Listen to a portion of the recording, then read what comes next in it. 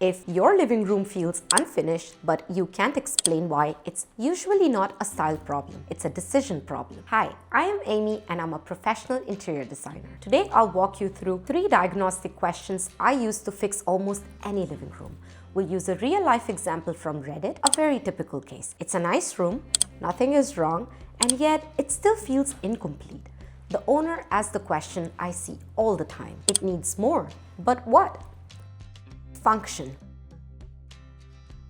The first question is simple but critical. What do I actually do in this room most of the time? This is where most people go wrong. They design for an imagined lifestyle instead of their real one. If you rarely host, a living room designed for hosting will always feel uncomfortable, no matter how good it looks. At this stage, I decide 3 things: the main activity, how many people regularly use the room, and the essential furniture required to support that activity. If this part is wrong, no amount of styling will fix the room. But once function is clear, furniture placement stops being an emotional choice and becomes almost a technical one. Let's look at this sample room together. From the furniture choices alone, this is clearly a family room. You have a sofa facing the television, casual seating, and no formal arrangement, which tells me the primary function here is relaxation and shared viewing. So once that is clear, the essential elements are very simple: comfortable seating, a surface to place things, and a low board to support the television. Now, when I look at this setup, I notice 2 functional gaps. First, there's only one real seating perspective. Everyone is forced into the same position, which makes the room feel less flexible and less social. Second, there's no proper surface. The ottoman works visually, but it doesn't fully support how the room is actually used day to day. This ottoman could function as secondary seating, but for long-term comfort, I would replace it with a chair that has a back and armrests. And instead of using the ottoman as a coffee table, I'd introduce a sturdy surface table, something that supports drinks, books, and everyday use without effort. Notice that at this point, the room still isn't styled, it just works better. And that's intentional. Now that the room works, we make it feel effortless to use. Comfort.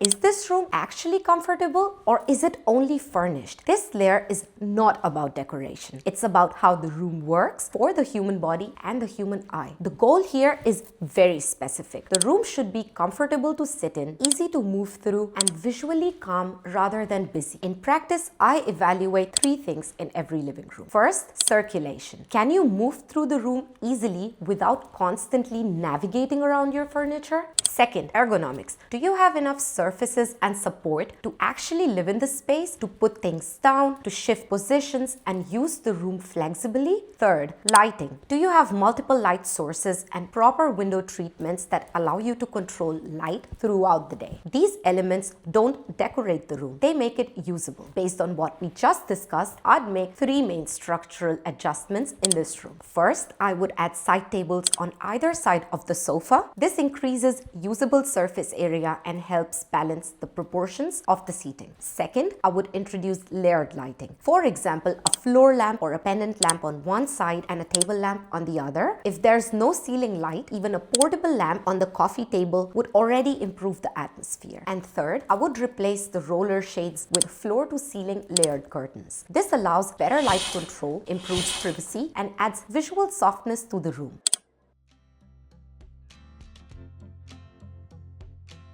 Now that the room looks comfortable to use, it's time to bring in personality.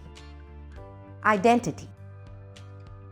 Which objects in this room carry a personal meaning to me? This can include artwork, books, plants, collections, or objects with a memory. A very common mistake here is trying to buy a personality from a store. Generic art and generic accessories rarely create a personal room. In this case, the Redditor mentioned, we're both photographers and plan on showcasing a large print of ours. That tells me photography should become a focal point in the room to draw the eye upwards towards the wall, while while adding interest. I would place a large photographic artwork behind the sofa to create a strong visual backdrop for the relaxation zone. This could be a single large piece or a tightly organized gallery wall. It should span most of the sofa's width to maintain a proper proportion. That way, the artwork feels intentional and anchored to the space. I would also declutter the television low board and display some of these greetings in another place. I would further support the identity with a few plants to add life and different textured cushions and a throw that stay within the room's existing palette. At this stage, nothing in the room is random. Every visible object either supports function, comfort, or identity, or it doesn't belong. And those are the 3 questions I ask myself as a designer to make a space feel intentional and personal. The more you focus on the purpose of your space, the better decisions you will make. By layering these 3 questions, you can create a living room that works perfect for the way you live, not an internet trend. Try it in your own space and notice the difference. And if you want more design lessons that actually teach you how to think like a professional, feel free to follow along. I'll see you in the next one.